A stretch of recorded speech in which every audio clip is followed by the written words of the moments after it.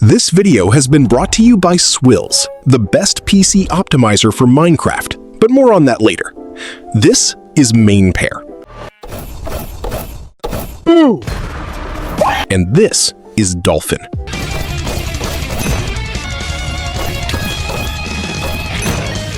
And after watching this full course on Spear Mace PvP, you will also become a Spear Mace master like them.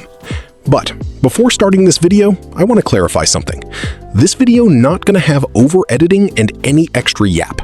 I will just go from explaining one point to the next one. So, let's start this video. But many of you are confused because Mojang removed attribute swapping in the latest pre-release 2. But we have a good news. Mojang brought back attribute swapping in pre-release 3. And don't worry, they are not going to remove it, considering PvP community is so massive now. So, without any further ado, let's start this video. There are total 17 Spear Mace techniques, which I'm going to explain today. We will start from easiest and climb our way up to hardest. And trust me, there were some techniques which you have never heard before. And also, I'm going to be explaining 5 tricks throughout this video, which helped me massively to learn Spear Mace PvP so fast. These 5 tricks will also get increasingly important as we go further into the video. So let's start with first technique. Attribute swapping. Attribute swapping means using attributes of one item, like cooldown, stun ability, reach, and damage, into other item. There are 2 items involved in this: pre-swap item and post-swap item. Wait, let's understand it with Mace attribute swapping. As we all know, Mace has a very long cooldown, so if we use Mace normally, it's going to deal less damage because of its cooldown. But if through wind charge downward and still keep wind charge in hand, and then press Mace key and left click at the same time, and when I say same time, that means same time, no delay in between. It will bypass the Mace cooldown and apply wind charge's cooldown time, dealing a lot more damage. This was an attribute swap. Technique 3, spear dashing. To do this, first you need a spear with lunge 3 enchantment on it. Now, hold any item in hand which has very low cooldown time, like wind charge, ender pearl, shield, or even bare hand. Then press W key and spacebar to get that initial momentum. And then press your spear key and left click at the same time. This will lunge you forward. And then switch back to the item again. And one important thing about spear dashing, which most people miss out, spear dashing depends on your horizontal looking direction. Like, more you are looking at the horizon, more you will dash. Like, if you look slightly up and then try dashing, you will dash, but very little. Now, let's test this against a real player. As you can see, I am using spear dashing to start a combo on my friend. And these combos are so smooth and effortless because currently I am using a new optimizer that gives you a massive advantage over other players. I actually used to struggle with getting low FPS and high ping all the time, and I bet some of you still do. So I used Swills, a software specifically made for gamers in order to maximize FPS, lower your ping, and speed up inputs.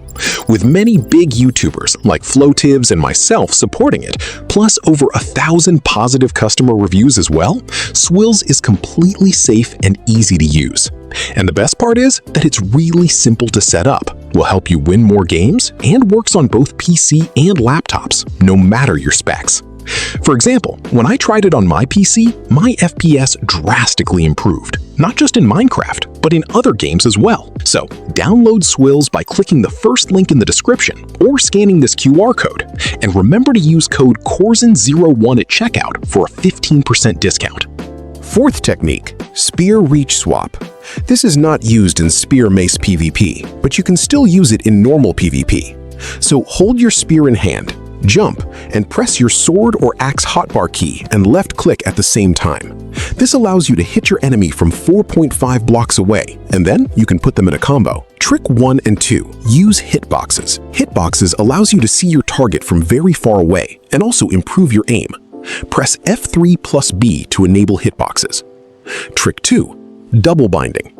So in Minecraft 1.21.10 update, Minecraft added double binding, which allows you to perform 2 actions with 1 click. If you want to perform these techniques I talked about earlier, like mace swap, spear dashing 100% of the time, then set your post-swap item keybind to left mouse button. Although I won't recommend this because then you can't use your left click for anything else. But there is a way to use left click even with double binding. It is just by putting the item you want to use into a higher priority slot. So basically, first slot has lowest priority and slot 9 has highest priority. For example, if you want to use your mace while using double binding for spear dashing, then just put your mace on right side of the spear in hotbar and press your mace key and left click at the same time to use the mace. Technique 5, spear to mace swap. This is just normal mace attribute swap. But you just have to hold spear in hand as pre-swap item, because the spear will give you extra reach on mace hit. Technique 6, pearl catching. Pearl catching is most common way to gain height over your target, because it is faster than the normal wind charge up. So to do this, first look exactly vertically up, then press your ender pearl key and right click at the same time, followed by pressing wind charge key and right click at the same time. This will teleport you in mid-air, and then you can mace the target by using an attribute swap. These were all the easy techniques. Now let's move on to the intermediate level techniques. Technique 7, higher pearl catch. So to do this technique, first look down and throw a wind charge. And one important thing to remember, if you throw a wind charge and jump at the same time, you will get launched higher. So look down and throw a wind charge, and then quickly look up and press ender pearl key and right click at the same time, followed by pressing wind charge key and right click at the same time. This will teleport you way up in the sky as compared to normal pearl catch, so you can deal more damage. Technique 8, actual spear macing. This is what a normal spear macing looks like. To do this, first gain height, either by pearl catching or wind charging up. Then look forward and press your spear key and left click at the same time. And when you reach target hitting range, press your mace key and left click at the same time. And if you want to chain this spear macing like this, then after hitting the target with mace, quickly switch to wind charge for low cooldown, and press spear key and left click at the same time to lunge forward. And again, when you reach hitting range, press your mace key and left click at the same time. And keep one thing in mind, you can control the dashing range by looking at a downward angle. Technique 9, D-tapping with spear mace. D-tapping is used to kill players in Minecraft even if they are holding a totem. So to do this, first you need to gain a massive height difference. You can do that by either higher pearl catching or using a Windburst 3 mace. I would recommend to use a Windburst 3 mace just to practice D-tapping. So first, gain a massive height over your target. Then, while falling down, hold right-click with spear in hand. This will activate the jab mode of spear. Then, when you reach near the target, release right-click and press your mace key and left-click at the same time. The spear will pop the totem, and the mace hit will eliminate the target. And if any of these techniques feels very fast to perform, then this is the solution. Trick 3, lowering tick rate. So Minecraft runs on 20 ticks per second. So what you can do is slow down your game by using this command. 10 ticks means half game speed. 5 ticks means 1/4 game speed. So lower your game speed to 10 ticks per second, and once you get good at that tick rate, then increase it by 3 or 4 until you finally reach 20 ticks per second. Technique 10, backstabbing. This technique is used when the enemy is using a shield. You just have to go behind his back by using the spear dashing and hit with the mace. So to do this, first throw a wind charge down, then lunge towards the target and quickly switch to wind charges again, then lunge again, but make sure you land just behind the target. Then when you cross the enemy, turn 180 degree and press your mace key and left click at the same time. You can use backstab when you don't know how to perform stun slam, which is like more powerful than backstab, which we will learn later in the video. But backstab is easier to do. Now we are moving to the harder techniques. They could be hard to perform in the beginning, but they will get more easier after applying all 5 tricks. Technique 11, instant pearl catch. Now this is a very quick technique. Use this only when your enemy is low on health. So this is how to do this. First, quickly offhand your wind charges. Then look up and press your Ender Pearl key and double left click at the same time. Like, you have to sync the first left click press with Ender Pearl key press. You can also use butterfly clicking, twice the left mouse button. This will instantly teleport you in air, and then perform an attribute swap mace hit. And one pro tip, you can use breach mace for more damage when you are instant pearl catching. Technique 12, angle pearl catching. This is when you perform a pearl catching but at an angle. So to do this, first look at an angle, then throw your ender pearl, and then drag your aim slightly down and throw a wind charge. This will teleport you where ender pearl meets wind charge. This is good when your target is slightly away from you. Now you may ask, how much should I drag my mouse down? So it depends on the angle you are aiming for. The best way to master it is by practicing at different angles. Technique 13, grappling. Now this technique is very useful when either your opponent is in the air or you both are in the air. And if your target is not in the air, then throw a wind charge at the feet of the target. Then throw an ender pearl at feet of the target. But keep this thing in mind, you have to throw the ender pearl at the future location of your target. As you can see, I am throwing the ender pearl slightly below the target, so when the ender pearl reaches there, the target have also reached. Then just hit the target with the mace. Now let's move on to one of the most famous mace technique. Technique 14, stun slam. This technique allows you to hit your opponent with the mace even if they are holding a shield.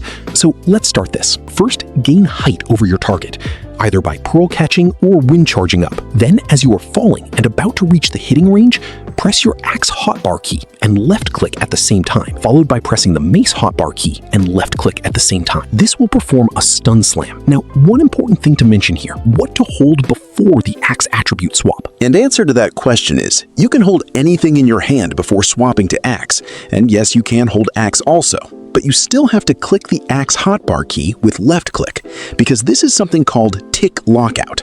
So as we all know, Minecraft runs on 20 ticks per second. That means you can perform only 20 actions in 1 second. That means one action only in 50 millisecond. That means you have to wait for 50 millisecond to perform next action. So now if you try normal axe hit without pressing the axe hotbar key, just pre-holding it, you don't know when the new tick is going to start. So when you will click on mace key and try to hit the target, that click might be invalid because the previous tick hasn't ended yet.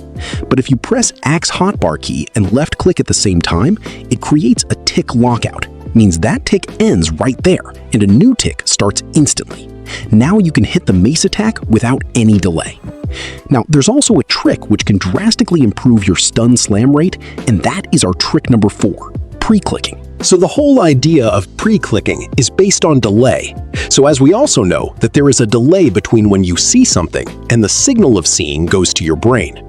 And also, there is also a delay between your brain receiving the message and then sending signal to your hand to press the button. This is also known as reaction time. And the reaction time of an average person is 250 millisecond, which is a lot in case of stun slamming.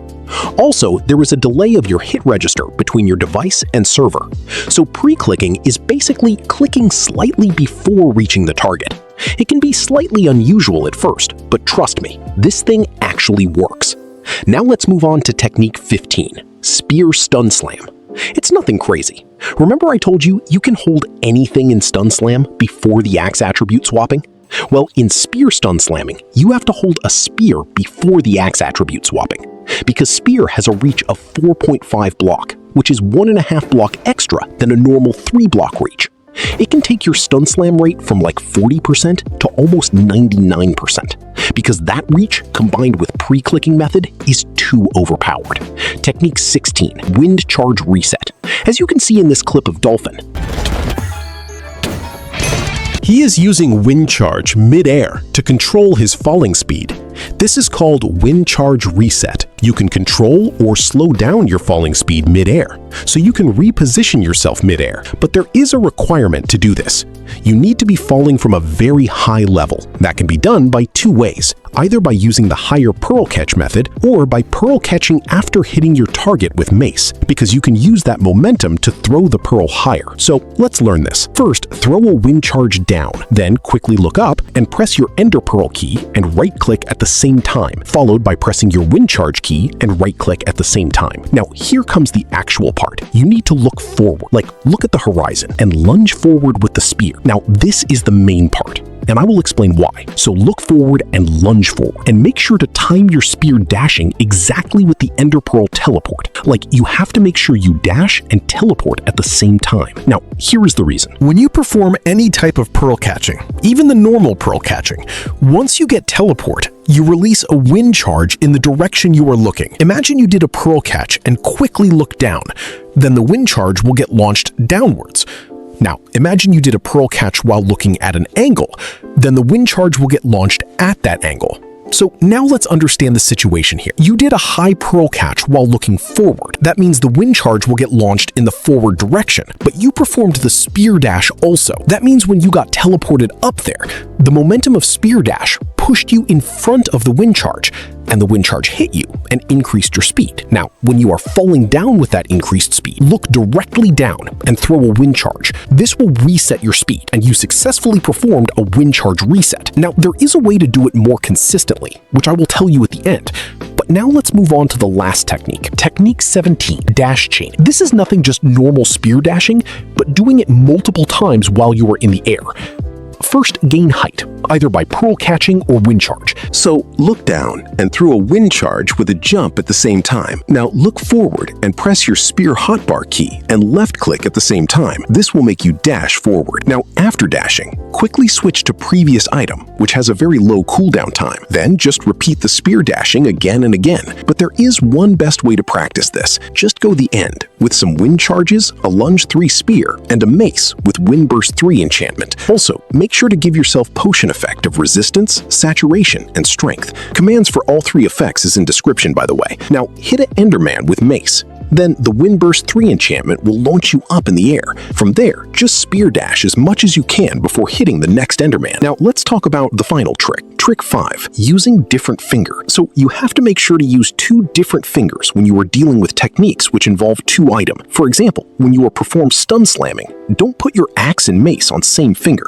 Like, don't press both by 1 finger. Use different fingers. Same with the case of pearl catching. Use 2 different fingers, one for pearl and other for wind charge. And same with the spear dashing. If you want, I can make the next video on most optimal keybinds for Minecraft PvP. Now let's talk about how to perform wind charge reset consistently. So the main problem with wind charge reset is the timing part, like timing your spear dash with teleport. So I would recommend you to just start spamming spear dashing after throwing the pearl and wind charge. You will eventually reach a point where you can just predict the timing. So these were the 17 techniques to master Spear Mace PvP, along with 5 tricks. And one more important thing, the next 2 videos on this channel are going to be so peak and so much helpful for you, so make sure to subscribe. By the way, don't forget to check out Swills by clicking the first link in the description or scanning this QR code. It is the best PC optimizer that increases FPS not only in Minecraft, but across your entire PC.